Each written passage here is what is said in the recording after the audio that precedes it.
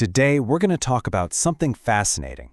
It's a moment in history where a really powerful sovereign empire wasn't just beaten in battle, it was systematically taken apart piece by piece using just ink and paper.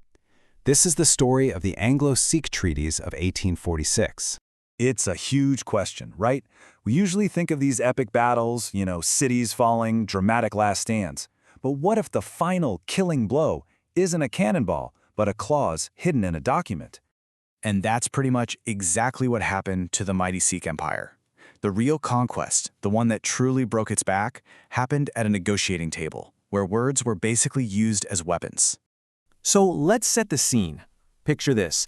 The year is 1846. The British have just scored a major victory at the Battle of Sabrian, which ends the First Anglo-Sikh War.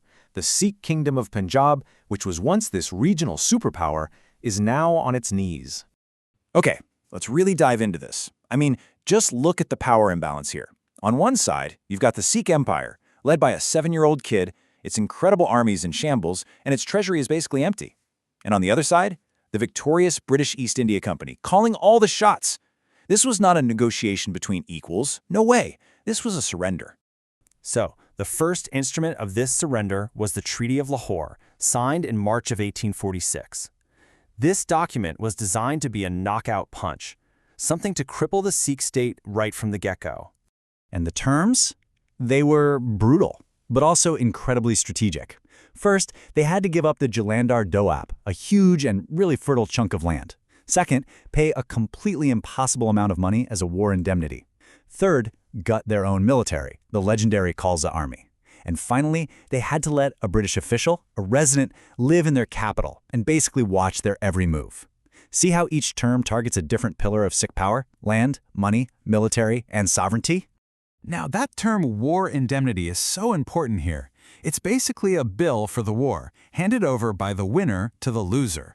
And for the British, it was this powerful financial tool they were about to use with absolutely devastating effect. And the bill was enormous. 1.5 crore rupees. In today's money, that's an astronomical figure. It was a sum the British knew the Lahore treasury, which was already drained by the war, had no chance of paying. So this leads to the big question. If you can't pay with money, what do you pay with? Well, the British had something very specific and very valuable in mind. The price was land. Instead of cash, the Sikh court was forced to hand over its vast hill territories, and that included the beautiful and strategically vital kingdom of Kashmir. This one transaction would change the map of South Asia forever. But believe it or not, the British weren't done yet. Let's move on and see how this all builds. Whatever little scrap of independence was left after the Treaty of Lahore was about to be completely extinguished. Just a few months later, in December 1846, the second document dropped, the Treaty of Birawal. The justification they used was pretty clever. The British claimed they had to stick around to protect the young Maharaja Dalip Singh, but this protection was really just a code word for a complete political takeover. Now, what's really interesting here is how this lays out the blueprint for a bloodless coup. Step 1. Get rid of the powerful Queen Regent Rani Jindan. Step 2. Create a new council with Sikh nobles. Step 3. Make it law that this new council has to obey the British resident. And Step 4. The checkmate. Give that British resident absolute control over everything. And this quote from the treaty itself just says it all. Full authority over all matters in every department. With those words, the Maharaja became a figurehead, and Punjab became a British state in everything but name. Let's go back to Kashmir for a second, because what the British did with this piece of land is one of the most controversial parts of this entire story. They didn't even keep it for themselves. They sold it. Just look at this breakdown. The asset, Kashmir, taken from the Sikh Empire as part of that war payment. It was then immediately sold off to Gulab Singh Dogra, a local ruler who'd stayed out of the war, for 75 lakh rupees. For the British, it was the perfect deal. They got some cash back and they rewarded a useful ally. This sale created the brand new princely state of Jammu and Kashmir under Gulab Singh's family. But for the Sikhs and the people of Kashmir, it was this profound betrayal that planted seeds of resentment that would have consequences for generations to come. So, with the Sikh state disarmed, its lands chopped up, and its government run by a British official, did this bring peace to the region? Absolutely not. All it did was create a pressure cooker. So, The crucial point here is that these treaties were never going to be a foundation for peace. They were a recipe for rebellion.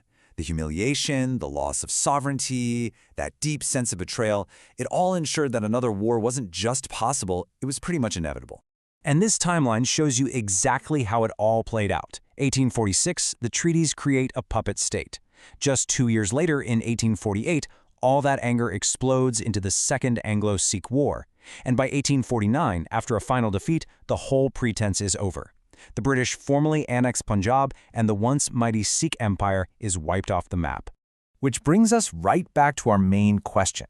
The events of 1846 were done with documents and signatures, all looking like legal treaties. But when one side holds all the cards, all the power, is it really diplomacy, or is it just conquest with extra paperwork? That's something to think about.